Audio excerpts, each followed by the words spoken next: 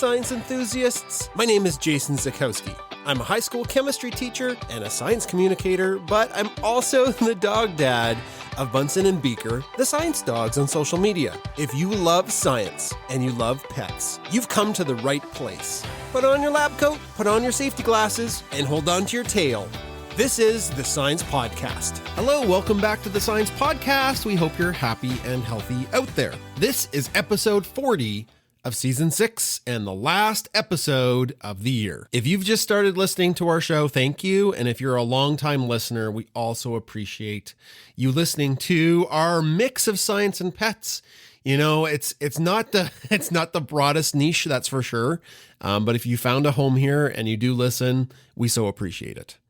All right, well, what's on the show for this week, the last episode? Some good news. Chris and I break down a study about degradable microbeads. And in pet science, we tie in a really cool thing that Bernoulli has been taught to do with how dogs can detect cancer with the help of AI. The AI part isn't part of what Bernoulli can do, but it's a fun study anyways. Our guest in Ask an Expert is author and dog parenting coach, Angie Winters.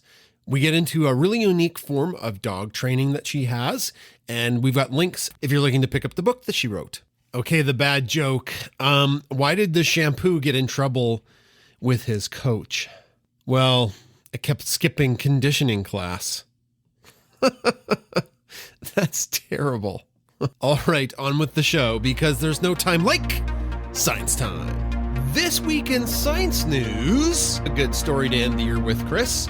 It's about degradable microbeads.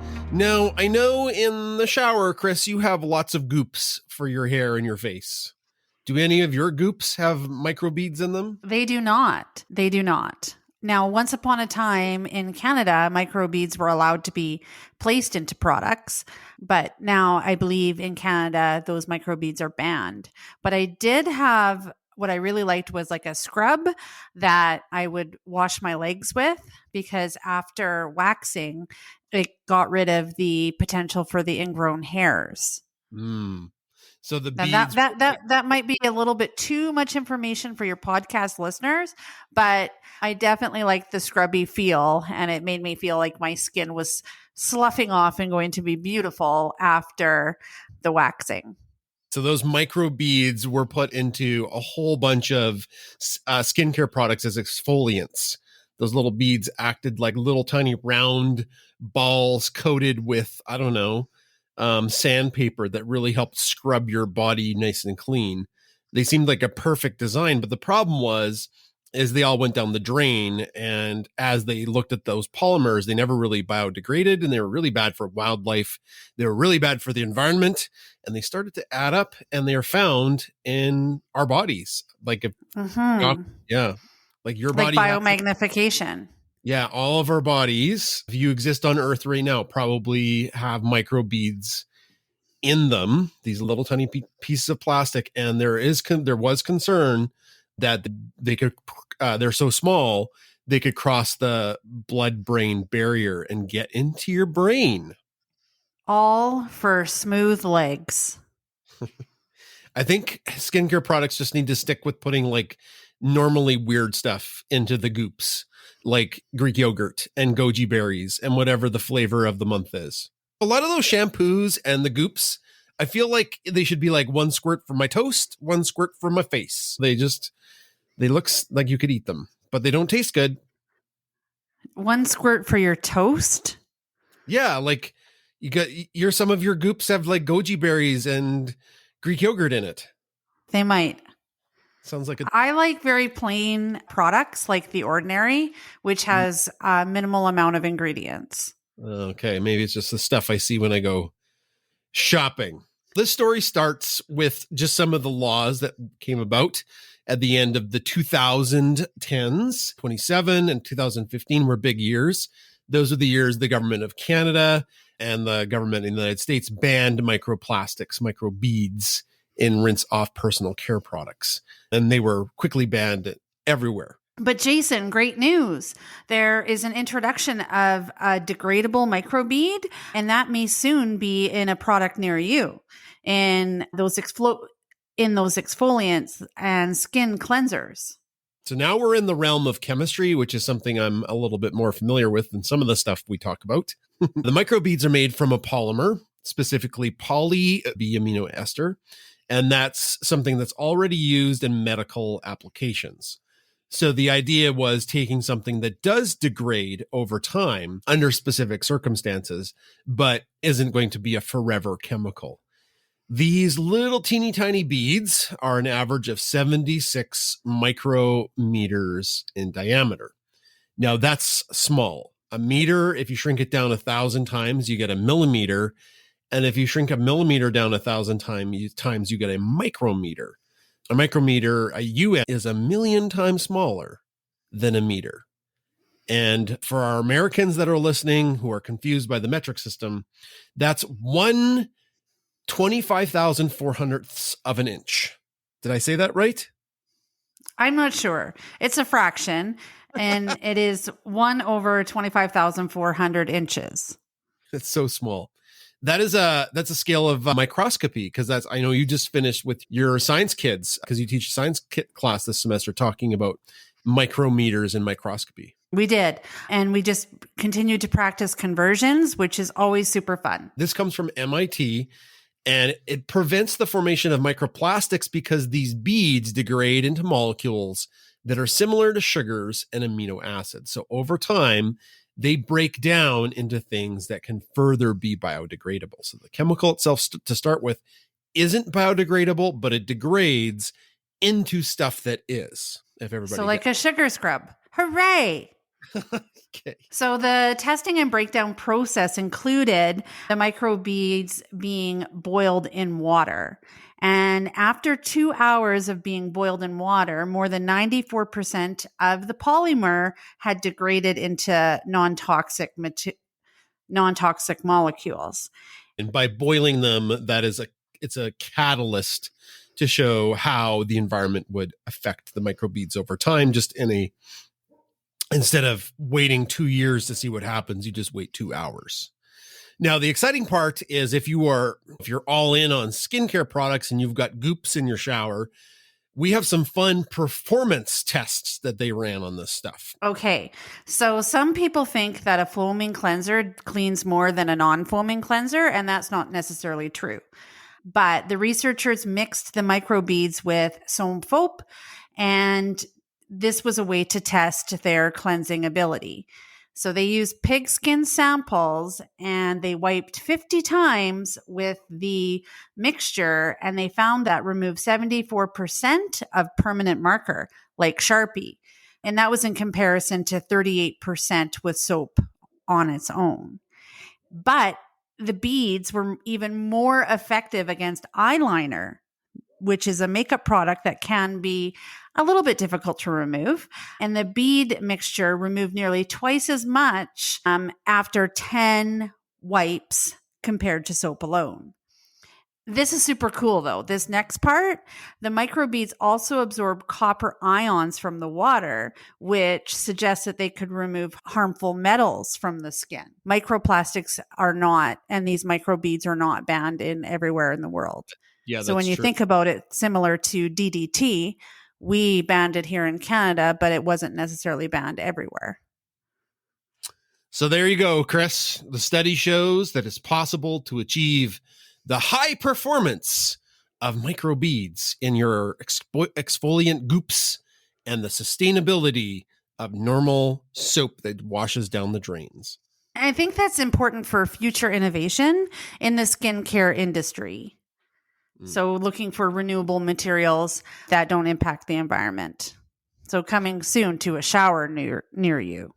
And if I reflect a little bit about the science podcast, because this is the last episode of this season, and we're going to take a break. Like, things have moved towards sustainability with plastics. They're a big problem. They're really hard to recycle.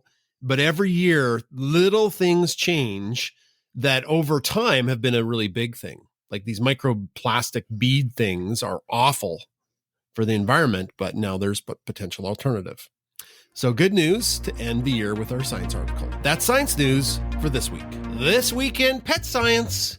Bebop boop, Kristen. Bebop boop. Is that your robotic AI intelligence voice? No, I find myself saying bebop boop, and some of my students pick up on it. Why do you say bebop boop? And I'm like, it's just like a filler. Instead of saying or whatever, I say bebop boop. Get to work, maybe. I don't know. I do it too, Jason. I do it too. So in my class, I say, okay, take out your calculators, bebop boop.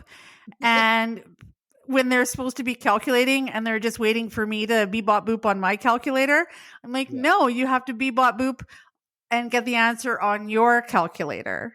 Yeah. So I guess it does have to do with doing math and getting to work. But this study comes from some really fun. This study comes from a really cool trio of dogs that looked at the ability of dogs to sniff out cancer, augmented with the power of artificial intelligence. Now, I've been using AI nearly every day since ChatGPT came out, and it has made my life so much more efficient. There are bad things with AI, and I know like the AI graphics, the artists have a problem with that, but like I've been using AI to make myself and my life more efficient. So I've been using AI for good. We just had a professional development about artificial intelligence and how it can effectively help teachers plan lessons. Yeah. And a strong counter argument is like, oh, you're letting AI do all your work for you. No, we're not. Like, we are looking at vetted resources. And what's the difference about looking at a teacher's guide? So that was an interesting talk. And then I looked at a bunch of different resources that I could use to make my practice better. But I am concerned about all the information that is out there on the internet that it might be pulling from. And then you look and your lesson has garbled hands, like how AI makes the hands all garbly. So you do have to be careful, definitely, because what you put in, you do get out. Yeah, that's true. Now, specifically to the study, as I mentioned, 3 dogs were involved in it. And you might say, whoa, that's not a lot of dogs. But if you are listening to our show, I have broke down how much training goes into teaching and training dogs to literally sniff people who have cancer or cancer in samples from people, like sweat or blood or cells. And the dogs involved. But Jason, we have to talk about Bernoulli, and we have to talk about how he can find his leash. So this training and this article really reminds me of what we did actually today at 10 a.m., where we hid Bernoulli's leash. And prior to that, I scented up my hands with his leash smell. And then I went to him and I held out my hands and he smelt my hands. And then I said, go find it. Where's your leash? Go find it. And he went over and he found it underneath the plastic container that we had put it under. And his tail. Okay, and I'm not going to say his tail just yet, because then we did the same thing, but we put it underneath your coat, and he found it again. And his tell is that he lays down. When he finds it, he lays down. And the dogs in the study, their tell is that they find the smell, and when they get the smell, they sit, right? So it's super amazing and cute. But to be honest with you, where the AI comes in is where the AI and the computer analysis can look at the body language cues of the dog to see if it's an accurate sit, to say that they have definitively or probably located the smell of the cancer. Whereas I just was so thrilled when I said, find your leash, and Bernoulli went like plodded over, and then he laid down, and that's his tell. But it was super cool actually also watching him go through the motion of, like, when we moved the leash on the 3rd time and he didn't know where it was, he went back to the old spots, and then he went back to where your coat was. And it just was interesting watching his nose work, that olfactory center. He was working really hard. And I just thought that just reminded me as a real life example of what they're trying to achieve in this study, is using the dogs to find things. And I just was so proud of Bernoulli. Like, I was so proud of him. He's such a good boy. It was pretty cool. It was pretty cool and amazing. But just to make it using the computer technology and the AI for good, to be able to Like he was finding his leash. And although we can teach him to find more things because now he has the base skill, but just that we're able to train this in dogs, but then also be able to better interpret their body language and signals. Awesome. Yeah, that's really cool that it ties in directly, like something in our life ties in directly to the study. So just an overview, because Christy did a good job leading up to it and explaining what happened, the specifics. The 3 dogs were super sniffers, so they're not finding leashes, they're finding cancers. They already have been trained to find cancer. Their names are Mars, Moon, and Pluto. Love the space names there on those dogs. They were able to find cancer in 94% of the cases. And these cases came from 1,400 participants, and 261 of those participants had cancer. The dogs were able to detect cancer in 245 of those cases. Where the AI comes in is the dogs were able to detect the faint owners and their tails a sit, but it used the learning of watching. The AI had video of the dog sitting, and it like a sit that was very assured and was also a positive that was fed to the AI program. So the AI was able to look at how the dogs sit and their posture, and I guess like their confidence, and weed out maybe some sits that the dog wasn't sure about, and maybe some sits that looks like the dog wasn't sure about, but all the mechanics were that the dog was, and that increased the rate of success. 94%. That's wild, hey? That is wild. And we should explain that for this study, it was Labrador Retrievers, and they were trained to detect the breast, lung, and colorectal, as well as prostate cancers by sniffing the breath samples. And another really cool thing is, like you said, the dogs correctly identified 94% of positive cases, but they also had a low false positive rate. So 60 out of the 1,048. And so that method is both reliable and accurate of how they were using the dogs to screen out the different cancers. Now, normally in some types of cancers, these dogs, in previous studies I've done, their positive test rates are upwards of 80%. So the AI, it's not like the AI did everything, but the AI did statistically bump up the success. Does this mean that you have to go breathe on a dog in the future and have AI determine if you've got cancer or not? I doubt it. Training dogs to sniff out cancer is an incredibly complicated process, and not all dogs can do it, and not all dogs make the grade. So the company is expecting to plan a larger clinical trial in the United States. And the company is called Spot It Early. And they're actually transitioning from using the Labrador Retrievers into Beagles, because Beagles are smaller and easier to train.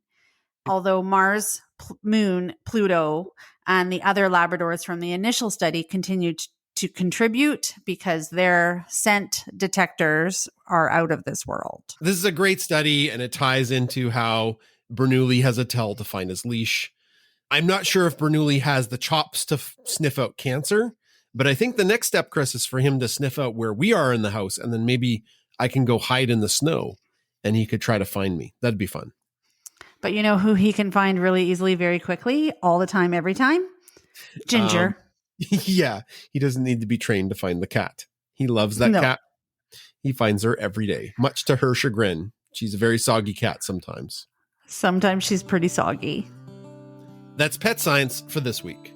Hello, everybody. Here's some ways you can keep the Science Podcast free. Number 1, in our show notes, sign up to be a member of our Paw Pack Plus community. It's an amazing community of folks who love pets and folks who love science. We have tons of bonus Bunsen and Beaker content there, and we have live streams every Sunday with our community. It's tons of fun. Also, think about checking out our merch store. We've got the Bunsen Stuffy, the Beaker Stuffy, and now the Ginger Stuffy. That's right. Ginger the science cat has a little replica. It's adorable. It's so soft with the giant fluffy tail, safety glasses, and a lab coat. And number 3, if you're listening to the podcast on any place that rates podcasts, Give us a great rating and tell your family and friends to listen too. Okay, on with the show. Back to the interviews. It's time for Ask an Expert on the Science Podcast, and I have author and dog parenting coach Angie Winters with me today, who's also the author of the book, Don't Train Your Dog, a pet parenting guide to teaching good behavior, calming fear, and raising happy dogs. Angie, welcome to the show. Thank you. Thanks for having me. It's great to have you. Quickly, where are you calling in from? Where are you in the world? I'm just outside of Columbus, Ohio. Oh, Ohio. Okay. Yeah. Have you lived there your whole life, or have you ping-ponged around the world? I've lived a couple places, but just for short periods of time when I was younger. But I was born here and around here within an hour or two. So it's mainly been here all my life. Say a tourist wants to come to Ohio. Where would you send them? What most people recognize from where I live in Powell, Ohio, actually, and Right. It's on the northern side of Columbus. And most people are familiar with the Muirfield Golf Tournament that's here. And the Columbus Zoo is right around here, too. So those are the two main attractions for out-of-town people. I love me a good zoo. I'll tell you that. It's a really very top-rated. It's a great zoo. Cool. Yeah, So that's Jack Hanna. Did you? I know Jack. I love Jack Hanna. Yeah. Yeah, he was from the Columbus Zoo. So I was wondering if, just to start before we get into your book, if you could talk to us a little bit about your background. What's your training and experience with animals and dogs?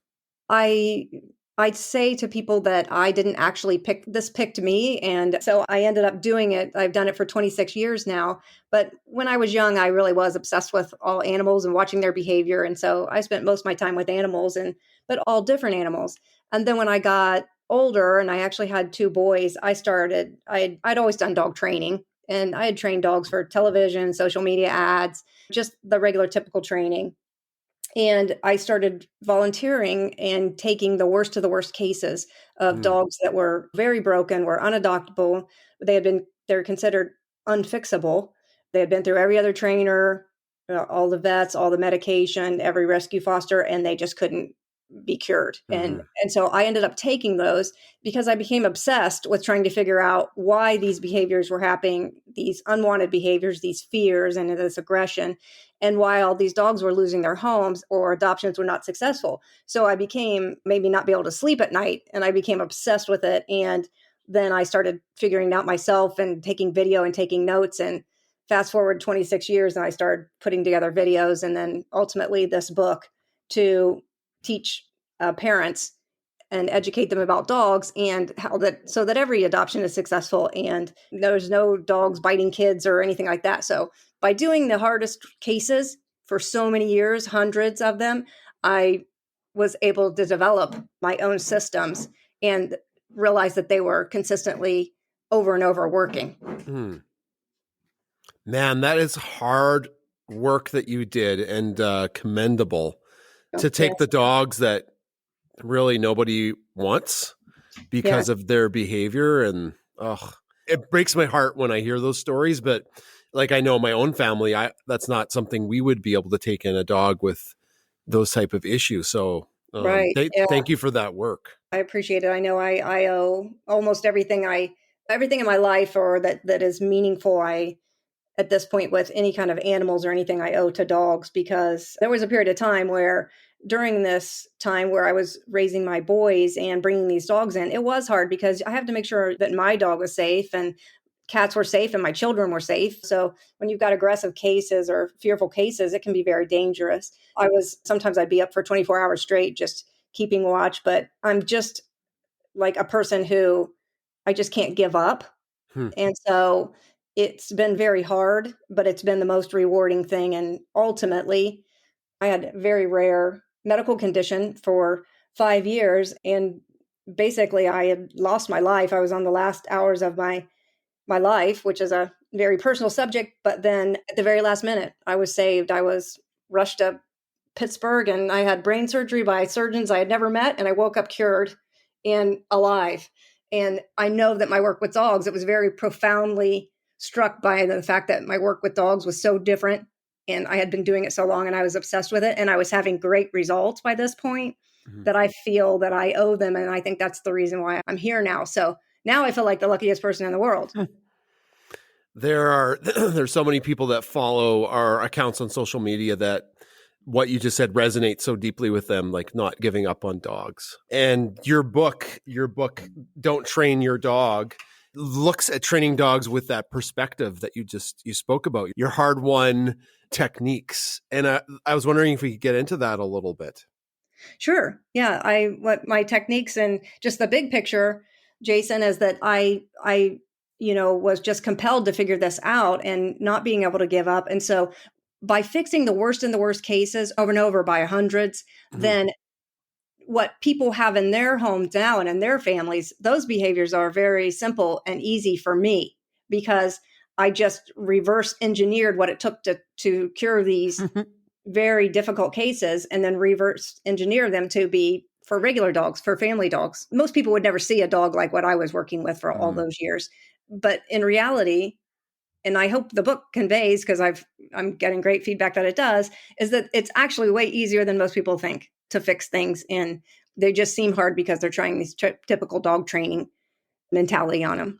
So that's one thing that really struck me with your book is that one of the tags in it, one of the focuses is there's typical flaws in dog training, like things that don't necessarily work the best in quote unquote typical dog training. Could you talk to us a little bit about that?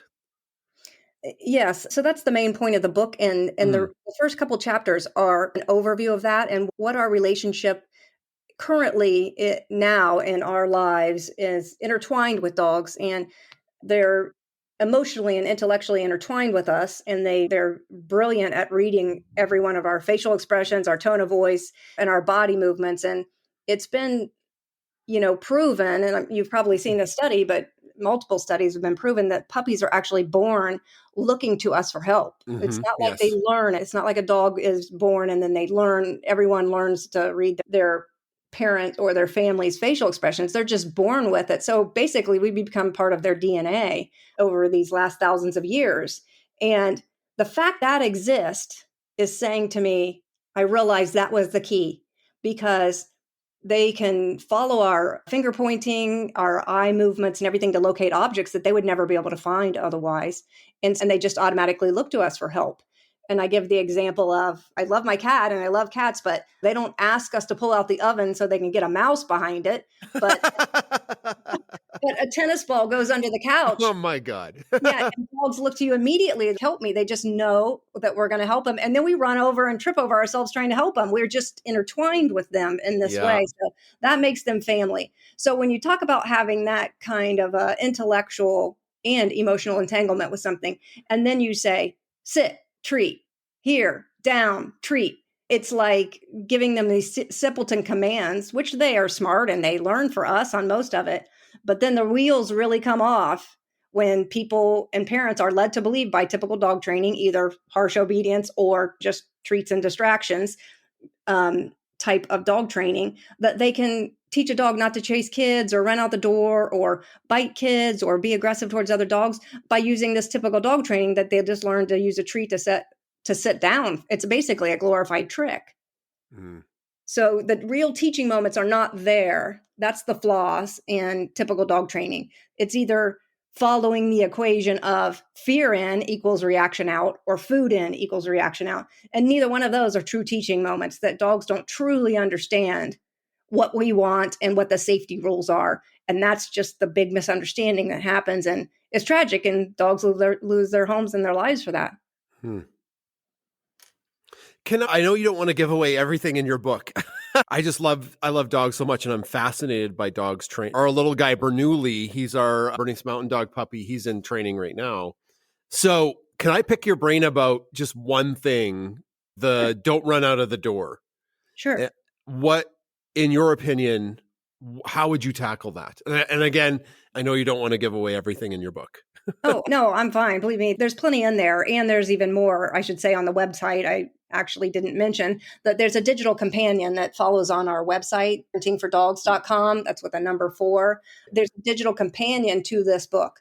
So everybody who buys the book, there's a QR code in the introduction, and then they automatically have access to, if they would like to see these things that are written about in the book, or see me working with dogs, or see dogs doing it in real life, in real time, they can look at the videos that go along with that chapter. And then there's also downloads of the recipes and stuff like that.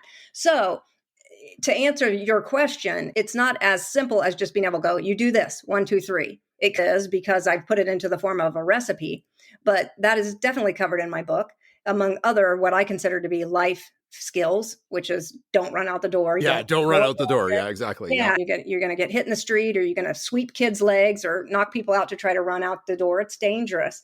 So I teach dogs this recipe where I would have them, and it's hard to describe the recipe because the first 2 chapters are this overview of why we need to communicate with dogs this way and how we're intertwined with them and what that actually means. Then the next chapters get down to the nitty gritty of here's exactly how you teach this. Here's how they get along with kids. Here's how they don't run out the door. So to put it in simple terms of that, with obviously you need the overview first, and then you use this communication skill where I'm talking about them reading our eyes, reading our hand movements, reading our body positions. I use treats, but it's the combination of using treats and when you use them with your actual entanglement with you. I set up a scenario where you're going to actually teach this. You can't do this and just wait until somebody comes to the door. It's set up to work this recipe. It's a simple recipe, but go to the door, and then at first you have a leash or step on the leash. And then you're bringing them to the door, and then you have the door open a little bit, but they can't go out. So you're just standing there. But the reason why mainly this works, Jason, I have to tell you in the very beginning, is it's because you have to be completely emotionally neutral when you're giving these guidance recipes and when you're asking dogs to do things. So I show them with my body movements and a couple of repetitions that, no, you have to look to me and for me to give you permission to run out the door if we're going outside now. And then when I get their attention and they look at me, you hold that attention where I tell the body language, very simple body language, where you can use your body to teach them with a finger pointing upward, not down at them, but upward, and your eye contact is telling them, no, I don't want you to do this. This is not allowed. This is against the safety rules. But you got to hold that. As soon as you get eye contact with them, you have to hold that eye contact for 1 second for it to sink in. Because dogs are learning in the moment. They only understand what you're portraying to them in that moment. So you have to seize that moment, see behavior beforehand, jump to the moment, be completely emotionally neutral, give the what's not allowed guidance, get their eye contact, and then immediately say, but here's what I can do. And then you show them with high tones of voice and different things. For example, I don't want you to chase the kids, but here's what you can do instead. But it's the steps that you take are about 4 steps. They're not just, here, look, here's a treat. You might get a treat at the end of something if you're going to enhance these feelings, but it's not just here, distract them with a treat. It's me getting eye contact with them, holding that for 1/1000, and then here's what you can do. Fascinating. I love that explanation. And that you call them recipes too. That's great. Because it sounds like you got to practice baking the recipe before you go for the cake. Yeah. And it's a simple recipe. And so that was the hardest part, right? And this is why it's taken 26 years is I can't just make it simple. I need to make it simple and it has to work really well. So that's the hardest part. I could do it all day long, but I had to make it simple enough and work with chaos of life, whether there's kids in there, family life, whether it's just you and your dog, whether you're in a high rise or whether you're in a suburban neighborhood, the recipe has to work for all of those. And it has to be simple enough and easy enough that everybody can use it in your everyday life because things get chaotic. And it's not like we're just all sitting around waiting I'm going to wait for my dog to have this behavior and then I'm going to see what I can do about it. You get empowered when you know, oh, I'm going to do this. I'm going to set this up. I'm going to do it.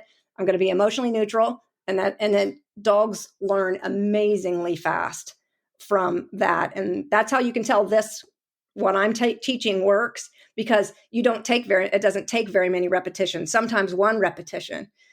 And typical dog training is tricks for treats, sit down or heel or whatever. And then you do that that most typical trainers say, you need to do that repetition 50 times and over a 3-week period. And so parents don't have time for that. And besides, it doesn't work.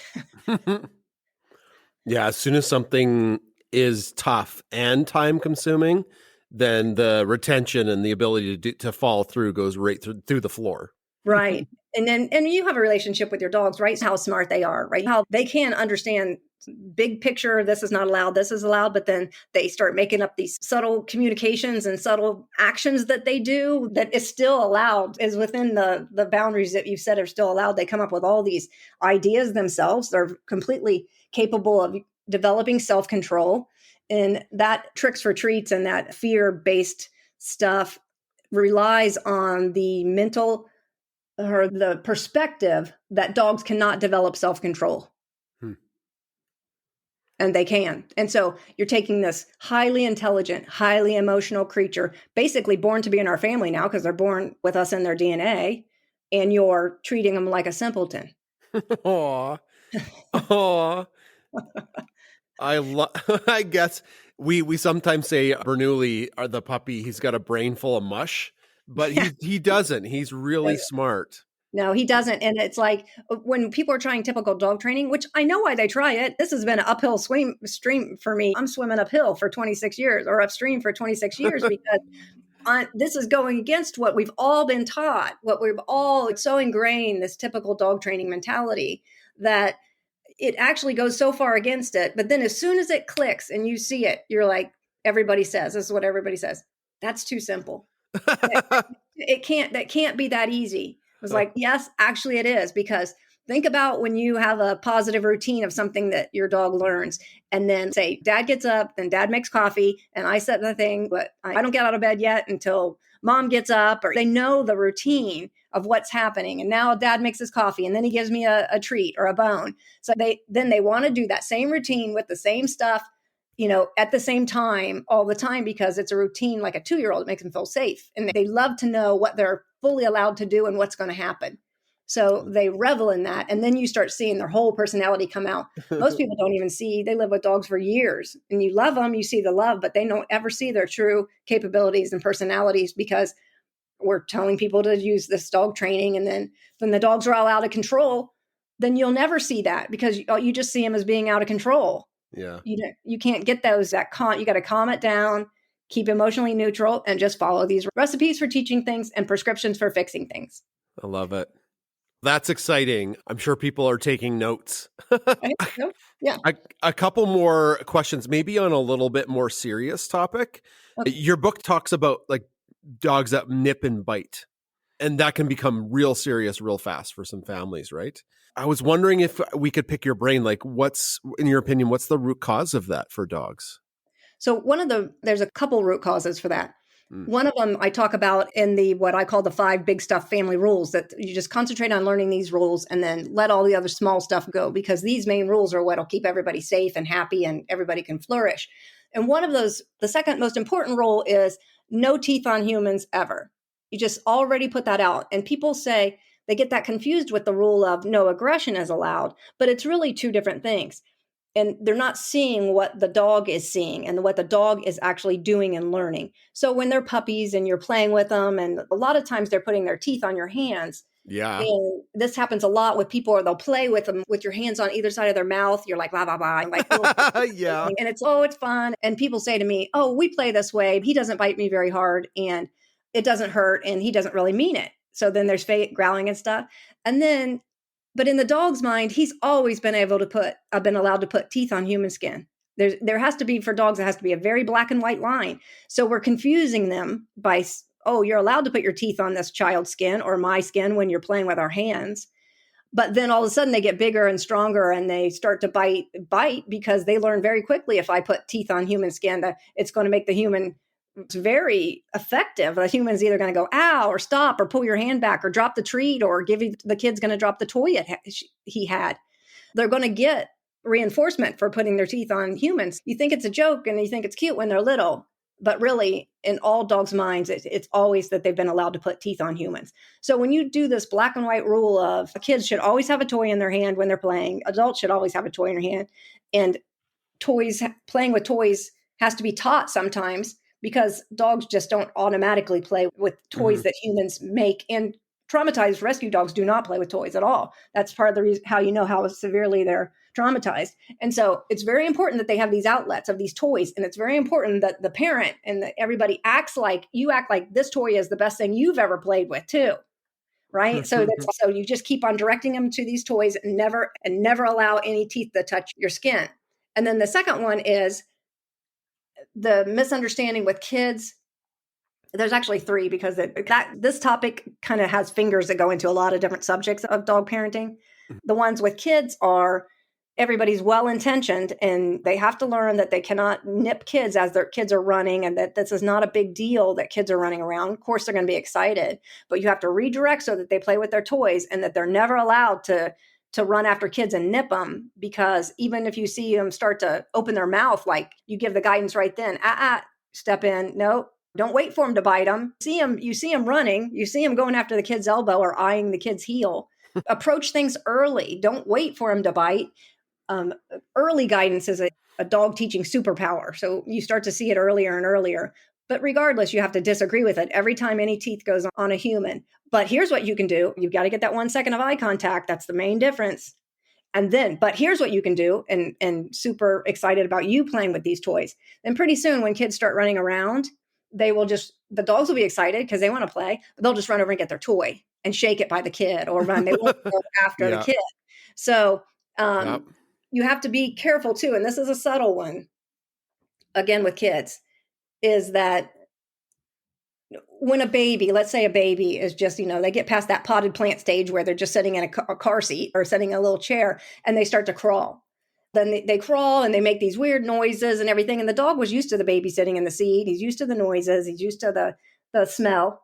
And then the baby becomes mobile and starts crawling around. And then at some point, it's going to either reach for the dog. The baby's going to put a hand out, reach for the dog, or fall beside the dog. And the dog will be like a little concerned, or turn like he's going to maybe nip.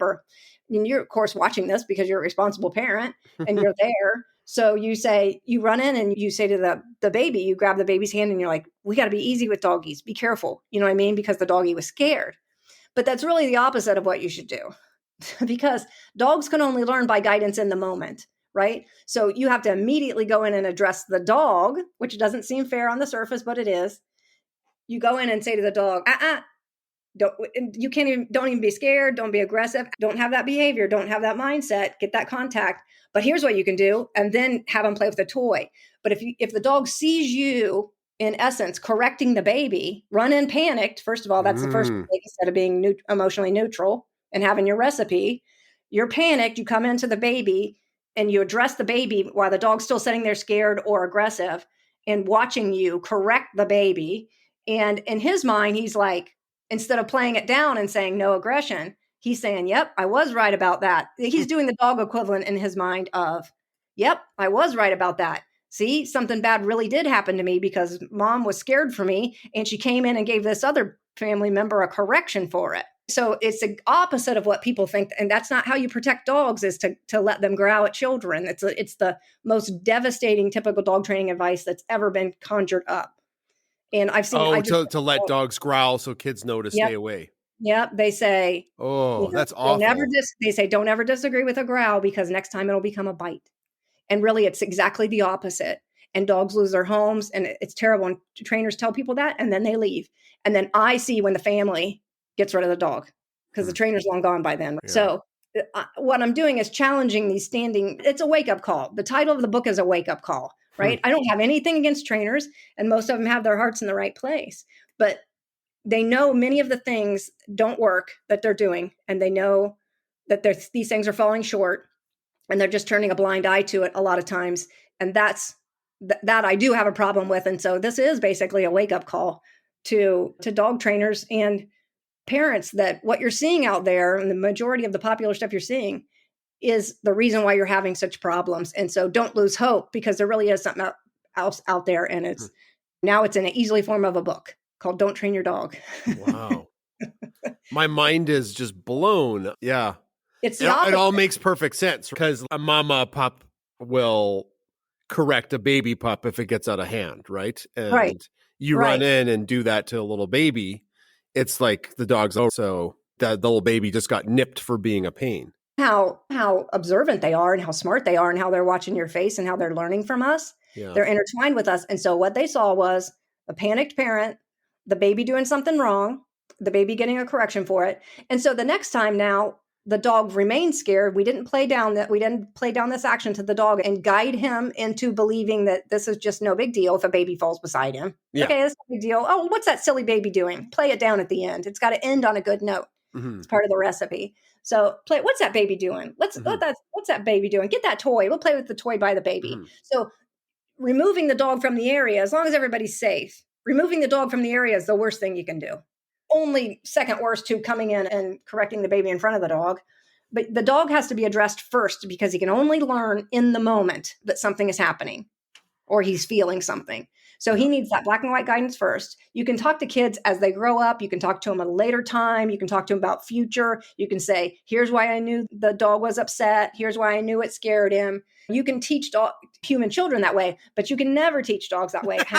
You tell them an hour later about what that's going on. Exactly. That makes no sense. You're right. Yeah. Oh, put him in his crate for a while for a time. Yeah, he doesn't know what happened. That doesn't work. That makes things worse. Yeah. Everything. They'll forget why they're there and be super confused. Yeah, I'm talking about forgetting within 60 seconds. It's got to be right on that. You got to get to it. And so if you do miss giving this guidance and it's the action or the behavior is over with, even for a few seconds, even 10 seconds, you cannot give the dog the guidance or disagree with anything then because he might misunderstand and not know what you're talking about. It might be like, oh, is it because I'm standing here on my bed? Oh, is it because of the kid? They won't know why. That's why I teach exactly how to see when you need to intervene. But if you miss that teaching moment, say you're gone and you've left the puppy out who wasn't ready to be left out and he chewed up the couch, when you get home, they do not know what you're upset about. Oh, right? They do not. I've heard that. Yeah. They know you're upset. And so they're cowering because this person that they're emotionally entangled with is clearly pissed. Really and upset. They don't know why. Right. They don't know exactly why. They're pointing at something. You're like, look at that cushion's chewed. And of course they look over at the cushion. They're looking all around, but they don't know exactly what you mean. They just think you're a scary person now. Mm. Like they think you're unstable because they can't figure out what it is that you're truly upset about. Oh man, that breaks my heart. Yeah. We've done a good job of that with our puppies, right? We have 3 dogs, and with little Bernoulli, when he's not so little anymore, he's huge. But yeah, that's so critical, right? Like when a puppy does something, you have to deal with it immediately because if you're not watching them and they pee, and then you catch it like a half an hour later, that's so far gone. Absolutely. Yeah. Which is why I came up with the perfect potty recipe because it works easily in a 2-week period, even on the worst of the worst cases. And because you control these things so that you do catch it each time. They only run free right after they have gone potty, and you leash them with you, for 20 minutes after they drink water, and because you're constantly their companion during this puppy phase. Oh yeah. Yeah. And so you're watching, you don't set them up to make the mistakes. So then but parents need a recipe, a full comprehensive recipe that's easy enough to do, like I said, in regular life, and that actually works. And so the potty recipe in the book does work, and it works. I've used it on every dog and just consistently since I finally came up with a full system. And if you miss something in the moment, you cannot do anything about it. You just make plans to catch it earlier next time. If it's an interaction with a child and it's over with, you cannot address it with the dog. It has to be immediately. So just make your mental notes to yourself, make your plan for the recipe, and then just make a plan to catch it early next time, because you cannot communicate to them effectively or have any teaching moment if it's not in the moment for dogs. Yeah. I love that. And it just came to mind. I was thinking about this the other day. Puppies are incredible at how fast they learn things. Yeah. If you have a toddler, like a toddler running around and you took its diaper off, good luck potty training that toddler at the same rate a dog is potty trained. Yeah, it's true. And it's like the reason why dogs in our modern society basically remain perpetual 2-year-olds in that you've got to constantly keep them from hurting themselves. You have to, you have to supervise their play with other dogs, whatever. And as they get older, how much you have to watch or don't have to watch, it's just like with kids. But kids will completely outgrow that 2-year-old toddler phase, and dogs never will, in essence, because we bring them into our environment. We, lack of a better word, we trap them inside of our house, and we bring them in this neighborhood and then just expect that they know how to navigate this whole thing. And dogs are clearly very smart and they're very capable. And what I talk about in the book is if you were a pack of dogs and dogs, when we were living out in the woods all naked, our dogs would be more equipped to Oh, yeah. than us. They can dig a hole for safety. They can find food. They can protect themselves. It's wake me up if a coyote's behind me. We won't ever, a human is completely vulnerable there. Then it's opposite because we bring them here. Yeah. And our modern society is like that to them, what it would be to us if we were naked in the woods. Oh, I tell you, it snowed today. I would not do well without, Yeah. I would be cuddling up to our Bernese Mountain Dogs for warmth and outside. Yeah, they're very capable. It's just that they're going to remain perpetual 2-year-olds in our lives and in our families because they, at some point in the history and in their evolution, they chose to be with us. Thank God they did. I know we're lucky. We're extremely lucky. Can I ask you one more question about your book? Certainly. And I think it's one that I'm curious about. Your book talks about where anxiety in dogs may stem from. Mm-hmm. And that's what I was wanting you to get your opinion on. Yes, most humans are very, and how I told you that's like exactly the opposite with giving, with between kids and the aggression and between kids and dogs guidance. Yeah. It's the opposite of what people think cause their dog to have anxiety. It's because parents are doing the opposite of what they should really be doing. So they are very susceptible to that. All dogs are born with their own personality and more sensitive wiring, some than others. But the good thing about dogs is, and I have my recipes on fear and anxiety that are in here. I've started prescriptions. And I'm sorry if we're running out of time because I do want to tell you like a little overviewing thing about fear is that we have time. Take your time. I figured out with dealing with all of these, I've had such traumatized cases where a dog would stand and not move out of its bed or stand with its head in a corner 24 hours a day. And so I've had the really bad cases. And so I finally figured out I couldn't just cure dog fear. Then I finally figured out that there's an unlimited number of things that dogs can be afraid of or anxious about. But there's only 3 truly resulting levels of fear and anxiety. So there's either unsure, where they have come upon something and they just don't know what to do about it right then. So that we need our guidance right then. Nope, don't be afraid of that. Or nope, don't be aggressive. Here's what you can do. It's no big deal. Play it down. You can use treats in a scenario once they're not afraid of something. Then there's regular just afraid, where they'll still take treats. I have a fear thermometer in there. And if these symptoms match your level, then you just say your symptoms match the afraid level, which is there's unsure, afraid, and terrified. Mm-hmm. So there's a recipe for each. If your symptoms on this thermometer for your dog match the afraid one, then you use this recipe. It doesn't matter what they're afraid of. The prescription will work, right? You only need to know the level that they're at for fear. So in this middle fear one, if you end on a good note, you can then bring in treats. But otherwise, you cannot introduce treats. You cannot introduce things at the time when dogs are unsure about something or feeling anxiety. You have to bring them past that with your guidance, your verbal guidance and your emotionally neutral and your facial expressions, bring them through that. And then when they're not afraid, then go back and use treats to not just make them not afraid, to now make them love that certain thing that they were afraid of. So, but the number one thing, the reason why anxiety exists in dogs is because number one thing, parents do not understand how to teach the rules and what's not allowed and how to then fulfill them on the other side of the equation. So they need both of these things. And I tell exactly how to do that in the book. But having this, what I call firm but supportive parental guidance, kids need it. They need to hit this middle level of where you're firm but supportive, and dogs need it. They need firm supportive guidance. But how you provide that to a dog is exactly different than you provide that to a child.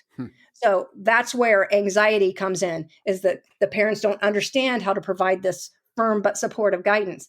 And when dogs understand it and you're giving them that, they have everything they need. They're fulfilled. They know that I have a strong parent. The parent's not going to go off his rocker all of a sudden and start hitting me or anything. They're not going to yell.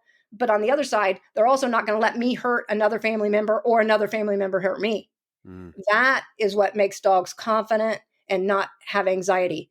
It's when everybody's like running around, there's no rules, and you don't understand exactly how not to teach these rules, and there's anxiety comes in, then fear, then aggression.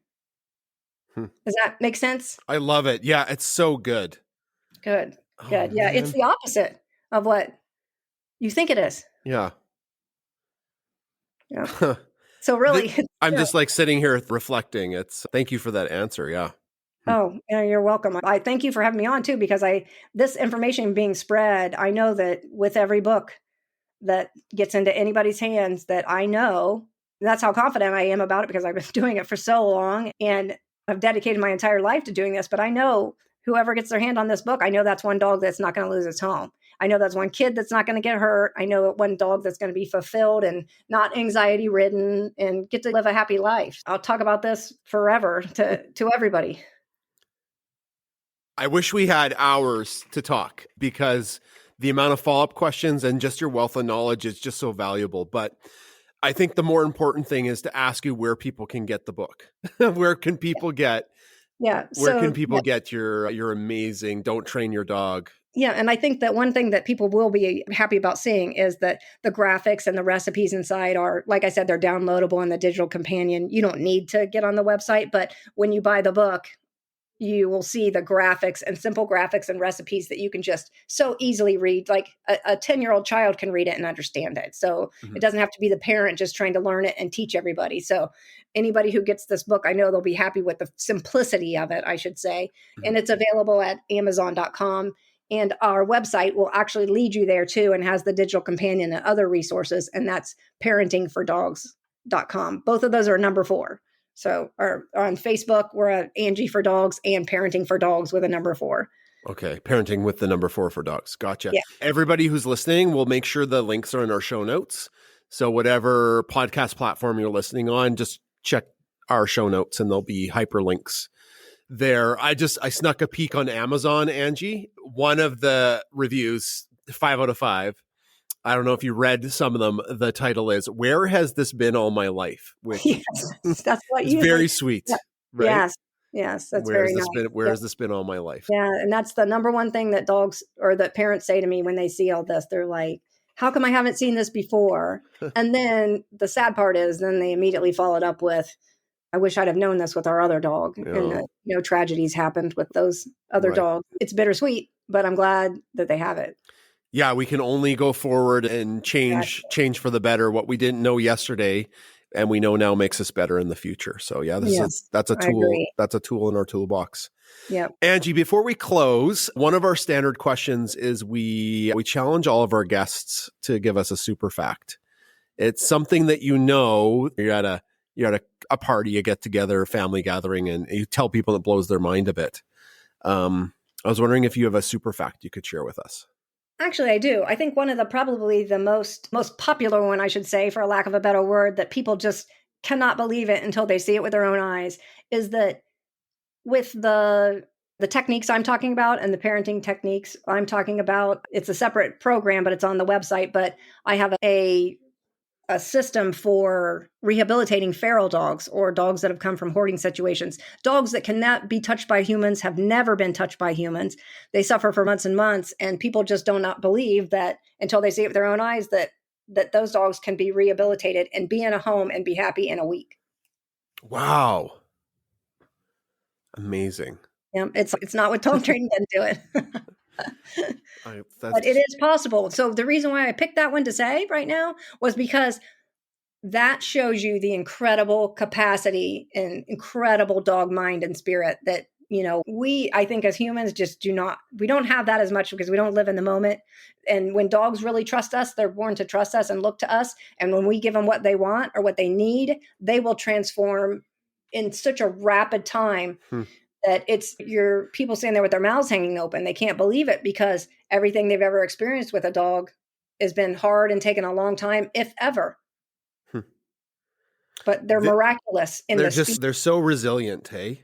Yes. They're incredible. They're really an incredible being. Yeah.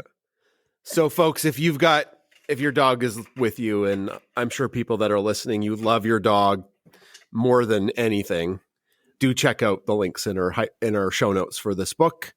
And if you want to tackle some of the hard cases, or maybe you're down that path that Angie was, sounds like these could help you with the real tough cases if you work in a shelter or you're looking to rehab some dogs. Can people contact you on social media or ask you questions, Angie? Sure. Yeah, we are. Meta is its own challenge. So I've been Angie for Dogs on there for so long. And so a lot of people will message me, and you can, on my post comments, Right. I am looking at that. The rest of the Parenting for Dogs team is looking for that. And then Instagram at Parenting for Dogs. It's just getting going on there with the release of the book, and everything's being rebranded to the book. And any remarks on there somebody sees, and they can actually contact me through the website, parentingfordogs.com too. Nice. We'll have a couple social links in the show notes as well for the social media folks. Angie, Yeah. This has been a profound discussion, and the time went by all too quickly. Thank you so much for being on our show and just giving our audience more tools in their toolbox to take care of the creatures that we love so much, which are dogs. Yes. I really appreciate you taking the time to have me on, and, being interested in this subject and being able to spread some incredible, very priceless information for people who love dogs, that's for sure. That's it for this week's show. Thanks for coming back week after week to listen to us. Thanks to Angie, who talked to us about her book. Make sure you check out the show notes if you'd like to take a look at where you could pick it up. And we'd also like to give a shout out to the top tier of our paid community, the Paw Pack Plus. Take it away, Chris. Bianca Hyde, Mary Ryder, Tracy Domingue, Susan Wagner, Andrew Lynn, Helen Chin, Tracy Halberg, Amy C., Jennifer Smathers, Laura Stephenson, Holly Birch, Brenda Clark, Ann Uchida, Peggy McKeel, Terry Adam, Debbie Anderson, Sandy Breimer, Tracy Linebaugh, Marianne McNally, Fun Lisa, Shelley Smith, Julie Smith, Diane Allen, Brianne Haas, Linda Sherry, Carol McDonald, Catherine Jordan, Courtney Provin, Donna Craig, Wendy, Diane, Mason and Luke, Liz Button, Kathy Zerker, and Ben Rathert. For science, empathy, and cuteness.